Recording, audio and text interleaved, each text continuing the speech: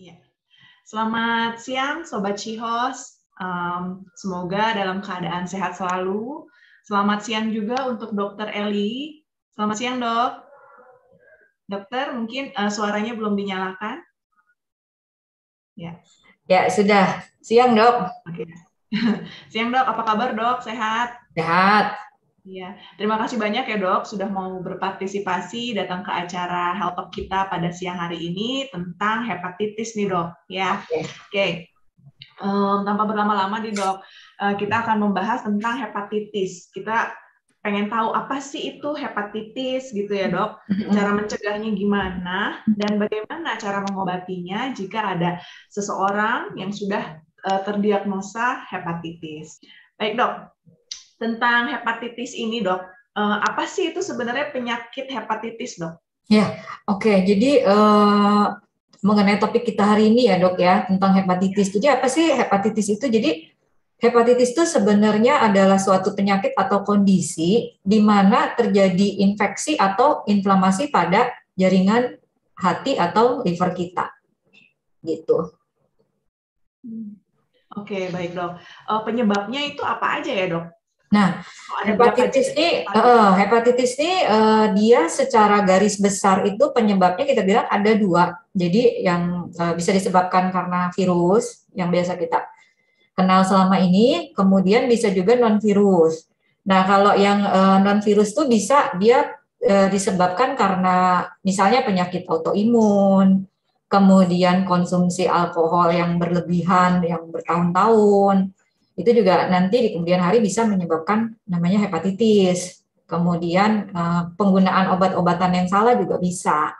Seperti itu. Sedangkan yang penyebab virus itu juga secara garis besar dibagi lagi nih menjadi dua, yang hepatitis A, B, dan non AB. Jadi sekarang ini dikenal hepatitis virus itu ada hepatitis A, hepatitis B, hepatitis C, hepatitis D, dan hepatitis E. Cuma memang yang biasa kita ketahui atau kita kenal itu yang paling sering terjadi itu hepatitis A, B, dan C. Gitu, Dok. Oke. Baik, Dok. Lalu tadi untuk penularannya sendiri seperti apa, Dok? Untuk hepatitis A dan B. Oke, sekarang kita berarti bicara tentang penularan hepatitis virus ya, Dok ya. Ya. Hepatitis virus itu dia penularannya itu ada dua macam. Jadi pertama itu yang lewat makanan atau kita bilang orofekal. Jadi dia biasanya lewat dari feses yang orang yang terkontamin yang menderita hepatitis, kemudian mungkin dia nggak cuci tangan, nggak bersih, kemudian mengolah makanan yang dia pegang, kemudian kita makan, kita terjangkit hepatitis. Nah, itu yang lewat kita bilang orofekal, itu biasanya hepatitis A dan hepatitis E. Gitu. Kemudian penularan yang kedua biasanya lewat produk darah yang kita tahu, kita kenal itu biasanya hepatitis B, hepatitis C, dan hepatitis D. Produk darah itu apa aja? Misalnya transfusi darah, kemudian penggunaan jarum-jarum suntik yang mungkin sharing dengan orang lain, misalnya pada drug user, seperti itu. Dan juga jangan lupa paling sering terjadi juga dari hubungan seksual yang tidak aman, itu untuk virus hepatitis B, C, dan D. Baik, Dok. Ya. Dari hepatitis yang sudah dokter sebutkan tadi, Dok, itu yang paling berbahaya yang mana, Dok? Ya, jadi kita bicara gejalanya dulu nih, Dok. Jadi saya akan fokus ke tiga jenis hepatitis ya, yang biasa kita temuin nih. Hepatitis A, B, dan C. Hepatitis A itu biasanya dia gejalanya itu akut. Jadi ketahuan banget lah begitu kita mengalami hepatitis A itu ada demam biasanya, kemudian mata kita dan kulitnya berubah jadi kuning, yang makanya orang awam juga sebut bilangnya penyakit kuning gitu ya. Kemudian ada mual, muntah. Kemudian kalau kita periksa cek itu fungsi livernya tinggi sekali. Itu untuk hepatitis A, biasanya dia akut. Tetapi hepatitis A ini dengan penanganan yang baik dia hampir 100% dia sembuh, jarang sampai menimbulkan atau menyebabkan kematian, hampir tidak ada. Sedangkan untuk hepatitis B dan C, biasanya gejalanya tuh relatif tidak ada saat baru terinfeksi. Tetapi dia kemudian akan menjadi kronis. Nah, yang kronis ini yang berbahaya. Kenapa? Karena yang kronis ini nanti dia akan menyebabkan komplikasi jangka panjang biasanya setelah beberapa puluh tahun. Komplikasinya apa? Komplikasinya yang pertama adalah kita bilang sirosis dan kanker liver. Sirosis itu dia itu berarti ada perubahan di jaringan di livernya. Liver kita yang biasanya tender itu berubah jadi jaringan ikat atau menjadi keras. Gitu. Nanti si sirosis ini dia akan menyebabkan namanya hipertensi portal. Hipertensi portal ini bisa kita ketahui dari yang pertama pasiennya bisa datang dengan muntah darah, BAB hitam, kemudian perutnya bisa bengkak penuh dengan cairan, kemudian kakinya juga bisa bengkak. Itu. Nah, jadi yang lebih bahaya dibanding A, B, dan C, B dan C ya dok ya. Nah, B dan C ini mana yang lebih bahaya? Jadi kita bilang B dan C ini yang lebih bahaya adalah hepatitis B. Kenapa? Karena si hepatitis B ini dia untuk menjadi sirosis dan kanker liver itu sering virusnya ini dia bermutasi, kita bilang gampang mutasi. Jadi kalau si hepatitis C dia untuk jadi kanker liver dia harus melewati tahapan sirosis terlebih dahulu. Gitu. Dan sirosis itu tahapannya lama, bisa 20 tahun, 30 tahun setelah awal terinfeksi. Itu. Sedangkan hepatitis B ini dia bisa bermutasi tanpa melalui sirosis, dia bisa menyebabkan langsung kanker liver. Seperti itu, dok. Jadi kalau dibilang antara A, B, dan C yang paling berbahaya, yang B. Begitu. Baik, iya, terima kasih. Untuk tadi kan dari dokter sudah menginfokan juga, untuk hepatitis A ini sebenarnya jika diterapi dengan benar, dia bisa sembuh ya dok ya? Iya, betul. Lalu apa sih dok, terapinya seperti apa sih dok hepatitis A ini, dan apabila kita sudah terkena, apakah mungkin dok di suatu saat terkena lagi hepatitis A dok? Ya, jadi hepatitis A itu dia sebenarnya yang pertama terapi utamanya adalah bed rest. Jadi istirahat total. Kemudian karena dia gejala utamanya itu adalah mual dan muntah, kita terapi suportif. Jadi kalau misalnya memang nggak bisa makan, ya terpaksa kita rawat di rumah sakit untuk dapat supaya pasiennya nggak dehidrasi. Kemudian masuk obat anti mual, anti muntah. Terapi yang lain biasanya hepatoprotektor seperti kurkuma, lecithin dan lain-lain seperti itu. Nah kemudian karena dia bisa sembuh sempurna, sehat seperti sedia kala, memang tidak ada terapi spesifik yang lain dok. Misalnya antivirus yang harus sampai berbulan-bulan minum itu tidak. Biasanya dia bisa pulih sendiri. Gitu. Kemudian setelah kita terkena hepatitis A, biasanya memang ada kekebalan. Jadi untuk beberapa saat bukan nggak mungkin sih kita bisa terkena lagi. Gitu. Cuman untuk terinfeksi kedua kali, apalagi dalam waktu dekat, itu kecil kemungkinan. Tetapi yang namanya dia masih mungkin bisa terpapar virus, ya masih bisa kemungkinan terkena lagi. Gitu. Iya. Baik dok, untuk tadi dari ketiga hepatitis antara A, B, dan C kan dok, B kan ternyata yang paling parah kalau boleh bilang ya dok ya. Apakah pasien dengan hepatitis B bisa disembuhkan dok? Ya, jadi untuk pasien hepatitis B, kalau ditanya bisa disembuhkan atau tidak, bisa. Ada pengobatannya, kita bilang ada antivirus, gitu. Cuman memang untuk pengobatan hepatitis B ini sendiri juga nggak langsung semua pasien hepatitis B kita obatin gitu ya dok ya.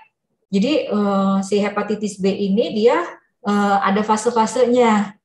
Gitu. Kita bilang apakah si pasien ini memang pembawa virus aktif atau dia masih muda, masih fase imunotoleran, ada fase-fasenya. Jadi sebaiknya memang pasien dengan atau kita menderita hepatitis B, sebaiknya periksa dulu nih ke dokter. Ini kita lagi ada di fase yang mana? seperti itu. Jadi nanti akan dinilai, mungkin ada pemeriksaan yang lebih lanjut untuk mengetahui apakah hepatitis B kita ini perlu diobatin atau tidak, gitu. Tapi kalau kita kemudian dokter memutuskan untuk diberikan terapi, kemungkinan untuk sembuh ada. Kemungkinan untuk sembuh besar, yang penting rutin minum obat aja si antivirusnya ini. Gitu. Oke, baik dok. Apakah itu juga berlaku untuk hepatitis C dok? Bisa disembuhkan juga? Nah, untuk hepatitis C ini dia justru tidak melihat fase-fase nih dok. Sebenarnya si hepatitis C ini biasanya kalau udah ada hepatitis C, terus kita obatin, dia justru hampir 100% bisa sembuh. Beda dengan hepatitis B. Kalau hepatitis B memang ada kemungkinan dia resistensi dengan pengobatan kita. Gitu. Tapi untuk hepatitis C, begitu kita diobatin, dia kemungkinan sembuhnya malah lebih besar dibandingin si hepatitis B. Gitu. Cuman memang untuk pengobatan antara hepatitis B dan hepatitis C itu memang agak sedikit berbeda. Jadi untuk hepatitis B biasanya bisa menggunakan antivirus yang tablet terlebih dahulu. Gitu. Kecuali setelah dievaluasi dengan pengobatan penggunaan oral masih belum tercapai sempurna keinginan kesembuhannya, kita bisa tambahkan dengan obat-obat injeksi. Sedangkan untuk hepatitis C, kita bilang biasanya pengobatannya interferon base. Nah, si interferon ini dia adalah injeksi suntikan yang disuntikan seminggu sekali selama 6 bulan, seperti itu. Baik dok. Lalu pemeriksaan apa aja sih dok yang perlu kita tahu dok untuk mengetahui apakah seseorang terkena hepatitis A, B, atau C dok? Ya, jadi untuk pemeriksaan pertama kan kita harus ada indikasi dulu ya dok ya. Kalau untuk hepatitis A tentu kita akan periksa hepatitis A itu kalau ada gejala-gejala yang tadi saya sebutkan, misalnya demam, kuning, mual muntah, terus terjadinya baru-baru, kita periksa namanya serologi hepatitis A, namanya IgM anti-HAV. Seperti itu. Kemudian kalau untuk hepatitis B dan C, itu ada juga namanya pemeriksaan serologi untuk hepatitis B dan hepatitis C, namanya HBsAg dan anti-HCV. Pemeriksaan lain yang diperlukan untuk penunjang itu tentu saja pemeriksaan fungsi liver, kemudian bila perlu dengan USG abdomen, CT scan abdomen, dan kemudian kalau kita sudah mencurigai ada komplikasi dari yang tadi kita sebutkan dari hepatitis B dan C, kita bisa pemeriksaan namanya fibroscan untuk menilai apakah liver kita sudah mengalami atau menuju ke proses sirosis, seperti itu. Ya, oke dok. Dari penyakit-penyakit hepatitis ini A, B, dan C dok, bagaimana cara kita untuk mencegahnya dok? Adakah vaksinnya dok? Ya, jadi kalau untuk pencegahan tentu saja tadi kita harus melihat dari cara penularannya ya dok ya. Jadi kayak hepatitis A itu kan tadi dari saya bilang orofekal, dari makanan dan dari feses. Jadi otomatis kita harus menjaga sekali kebersihan kita. Jangan lupa sering-sering cuci tangan, kemudian apalagi kalau kita mau mengolah makanan atau mau makan, kemudian habis dari toilet jangan lupa cuci tangan. Kemudian kalau bisa mengolah makanan itu sampai matang, itu di suhu-suhu tertentu. Terus kalaupun misalnya kita mau makan di luar atau jajan, mungkin kita juga harus lihat-lihat tempat karena yaitu tadi kan penularannya lewat makanan. Gitu. Sedangkan yang untuk hepatitis B dan C yang lewat darah itu yang kalau untuk transfusi darah biasanya dari PMI sudah screening dok. Itu apakah pendonor itu ada hepatitis B atau hepatitis C. Biasanya kalau misalnya ada mengandung virus hepatitis B, biasanya ditolak sama PMI. Kemudian tentu saja penggunaan jarum suntik itu harus dihindari, kecuali berobat ke rumah sakit ya atau ke dokter kan kita tahu itu jarum suntiknya pasti yang steril dan sekali pakai. Dan yang paling penting itu ya kalau bisa hubungan seksnya yang aman gitu. Kalau bisa dengan pasangan saja. seperti itu. Ya. Baik dok, terima kasih. Ini ada pertanyaan dok dari teman-teman Sobat Cihos melalui kolom chat di YouTube. Yang pertama dok, jika seseorang sudah divaksin dok, misalnya vaksin hepatitis B gitu ya dok ya, itu apakah kita bisa mengetahui dok, apakah tubuh kita ini sudah cukup untuk mendapat sudah cukup menjaga tubuh dari virus dengan si vaksin ini dok? Apakah ada pemeriksaannya dok? Ya, jadi kalau kita sudah divaksin hepatitis B tadi ya dok ya, hepatitis A juga sebenarnya sama sih. Ada pemeriksaan yang untuk mengukur namanya antibodi terhadap hepatitis B. Namanya itu nama pemeriksaannya anti HBS gitu. Nah, hati-hati di sini untuk pemeriksaan anti HBS itu ada dua macam dok. Kita bilang yang kualitatif dan yang kuantitatif. Jadi kalau yang kualitatif tuh nanti keluar hasilnya cuma positif dan negatif. Gitu. Sedangkan yang kuantitatif itu kita bisa mengukur titer antibodi kita berapa keluar angkanya. Seperti itu. Yang bagus tuh kita tahu angkanya berapa. Jadi kalau angka lebih dari 100 kita anggap kekebalannya sudah cukup. Tapi perlu diingat di sini yang namanya vaksin itu bukan berarti nanti kita akan bebas 100% dari penularan penyakit virus hepatitis ini. Tetapi kalau kita sudah punya antibodi, kemungkinan ada virus yang masuk ke dalam tubuh kita, itu kemungkinan antibodi akan melindungi kita. Itu. Jadi kemungkinan kita untuk terinfeksi lebih kecil dibandingkan kita tidak punya antibodi. Yang kedua, diharapkan nanti kalau sudah vaksin, kemungkinan infeksinya jadi lebih ringan seperti itu. Baik dok, itu tadi dokter mengatakan kalau antibodinya sudah di atas 100 berarti tandanya sudah proteksi ya dok ya, walaupun tidak 100% memproteksi. Betul, ya, dok. Betul. Apakah ada saran lagi dok perlu untuk diulang vaksinnya atau Vaksin, tidak perlu? Okay. Jadi sebenarnya ada dua pendapat sih dok. Ada yang bilang setelah 3 kali vaksin yang untuk hepatitis B itu tidak perlu diulang. Tetapi ada juga yang berpendapat setelah 5 tahun sebaiknya titer antibodi kita dicek gitu untuk dilihat nih titer antibodinya berapa nih nilainya. Kalau kurang dari 100 sebaiknya di booster seperti itu. Boosternya berapa kali? Tergantung dari nilai titernya itu. Kalau antibodi kita rendah sekali, biasanya kita pakai patokan kurang dari 10, itu harus lengkap 3 kali. Gitu. Sedangkan kalau misalnya antara 10 sampai 100, itu cukup 1 kali. Nah, kalau lebih dari 100, tidak perlu booster. Ya, itu. Baik dokter, terima kasih dok.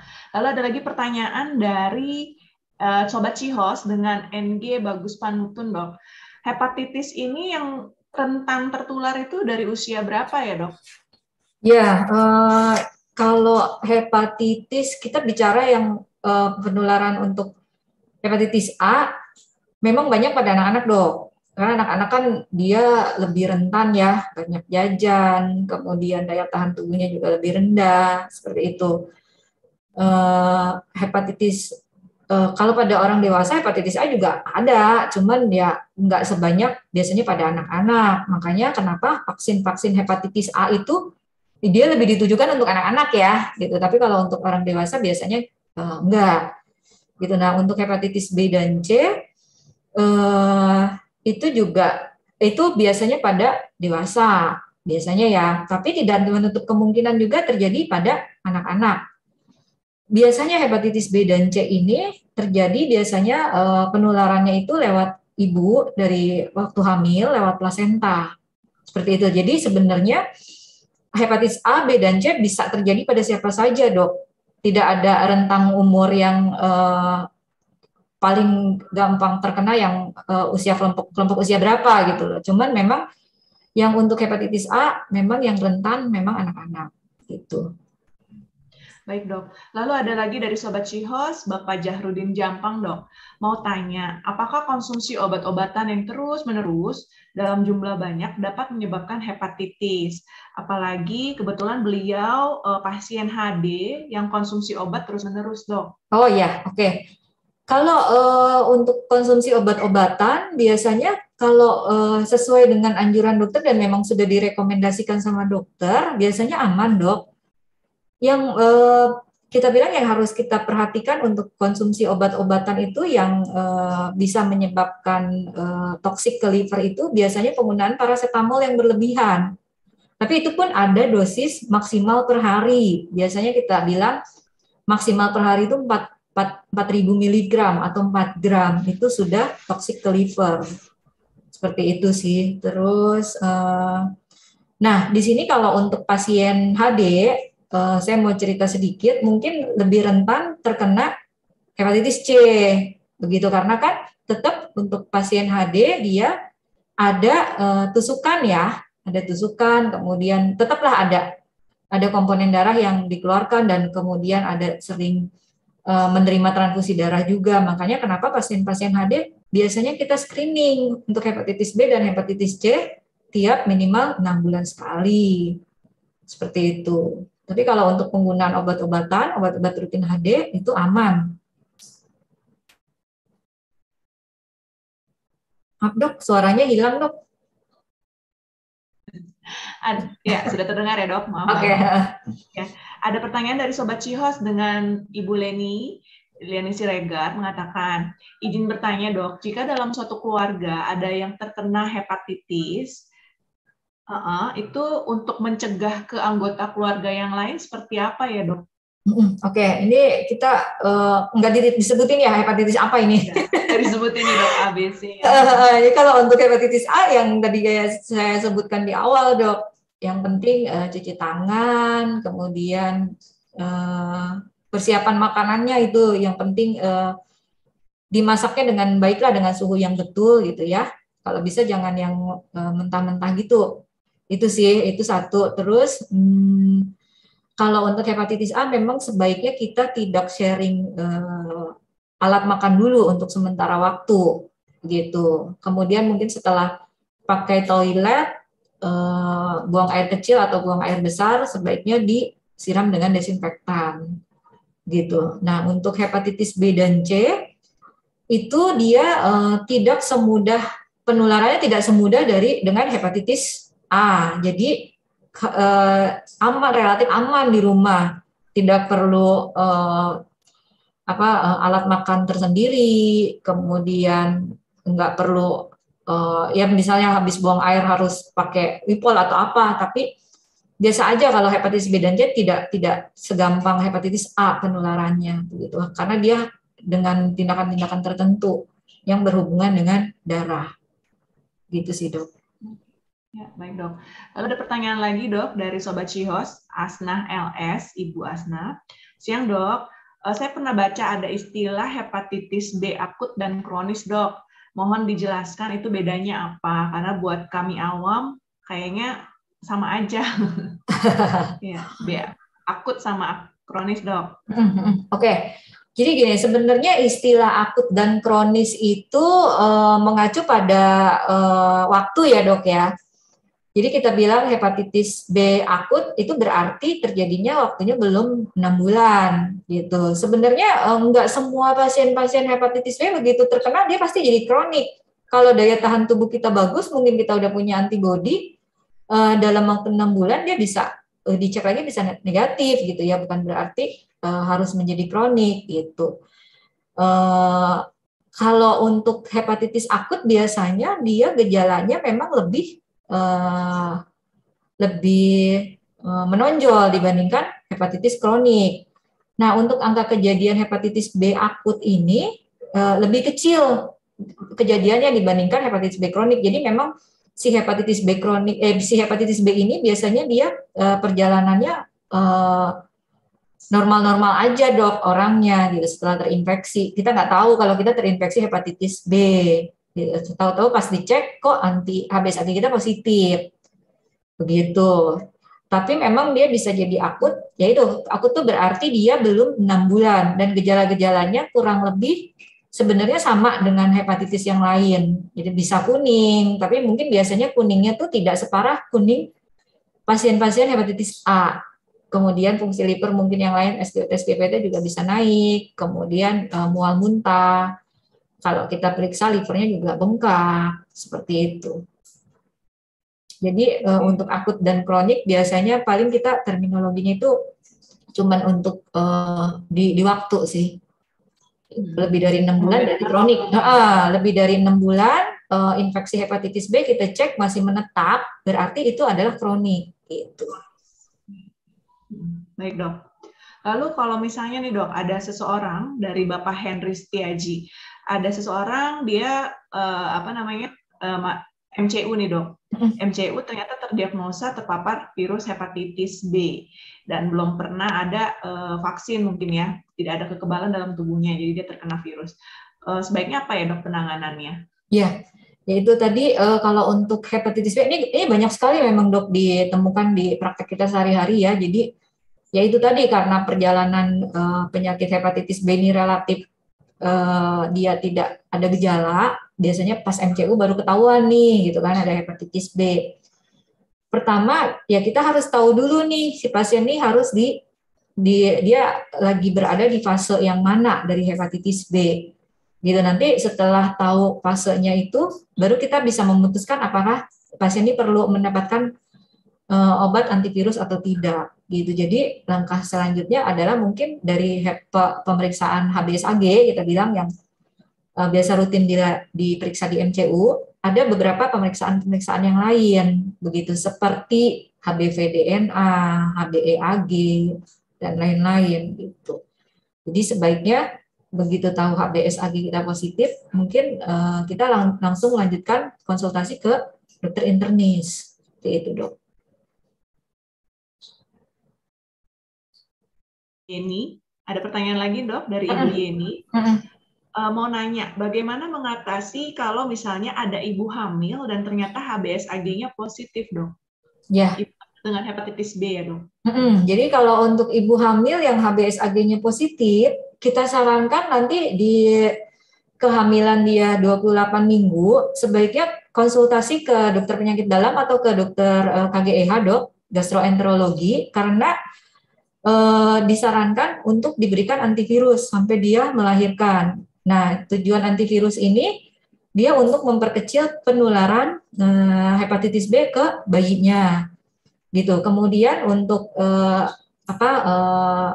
cara persalinannya nanti setelah anak lahir biasanya langsung diberikan imunoglobulin untuk mencegah supaya ada penularan dari ibu ke anaknya seperti itu dan anak langsung divaksin seperti itu. Jadi bukan genetik ya dok ya? Bukan genetik, tapi ini memang penularan lewat darah ya, lewat plasenta gitu. Mungkin itu juga menjawab buat sobat-sobat Cios yang lain ya. Mungkin ada beberapa pertanyaan yang menanyakan apakah hepatitis B itu sifatnya genetik atau tidak. Sudah dijawab ya, sobat Cios. Oke, baik. Lalu ada lagi pertanyaan dari Ibu Erlina. Mungkin ini pertanyaan yang terakhir ya dok ya. Dan mohon maaf untuk sobat-sobat Cios, mungkin masih banyak pertanyaan lainnya. Mungkin di kesempatan yang lain boleh nanti dijawab-jawab lagi. Kita bikin lagi health talk tentang hepatitis. Pertanyaan terakhir dari Ibu Erlina. Apakah memungkinkan dok seseorang yang terkena hepatitis A, lalu ada hepatitis B dan hepatitis C. Jadi ada 3 hepatitis dalam dirinya. Ya mungkin aja. Mungkin aja karena kalau kita mengingat perjalanan penyakit hepatitis B dan C itu kan dia sifatnya lama ya. Kemudian dia sudah punya hepatitis B atau C, kemudian tiba-tiba terinfeksi hepatitis A ya mungkin seperti itu. Dan memang sifat dari virus hepatitis A, B, dan C sendiri itu kan berbeda sebenarnya dok. Jenis virusnya berbeda, jadi ya memang tidak menutup kemungkinan tetap bisa terjadi infeksi double kita bilang gitu. Cuman sampai saat ini sih saya belum pernah nemuin ya pasien yang terinfeksi 3 hepatitis atau 2 hepatitis sekaligus. Seperti itu. Kami informasikan sekali Kak. Iya, baik dok. Jadi memang sebentar dok ya, ada suara mengganggu. Seluruh pasien penunggu dan karyawan rumah sakit Ciputra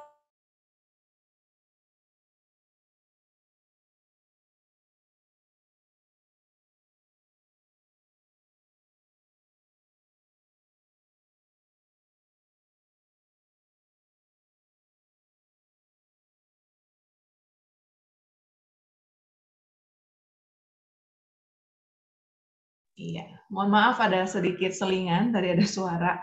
Baik, jadi bisa saja ya dok terjadi ya dok ya seseorang Bisa. terkena virus hepatitis A, B dan C secara bersamaan ya dok. Iya bisa. Mengingat jenis virusnya kan juga beda ya, kekebalannya juga beda. Itu. Baik, ya dok. Tiba di penghujung acara kita. Terima kasih banyak ya dok ya sudah boleh sharing tentang hepatitis ya. Di sini kita memang udah membahas tentang hepatitis A yang menular melalui makanan gitu ya dok ya, lewat hygiene yang buruk gitu ya dok. Dan B dan C melalui darah. Dan ternyata hepatitis A, A dan B bisa ada vaksinnya ya dok ya. Yang C yang belum ada ya dok. C belum ada. Iya, dan yang paling parah kalau boleh dibandingkan mungkin yang B. Oke, baik. Apakah ada key message dokter yang terakhir untuk teman sobat-sobat Shihos mungkin dok terkait hepatitis ini dok yang bisa dibawa pulang? Ya. Jadi yang pertama kita lebih baik mencegah ya dok ya daripada udah terlanjur kena. Jadi setelah tadi kita bahas penularannya lewat mana, ya otomatis pasti pencegahannya harus benar lah gitu. Cuci tangan jangan lupa, kemudian berhubungan seks yang aman, kemudian satu lagi jangan lupa vaksin seperti itu. Baik ya, makasih banyak dok atas waktunya.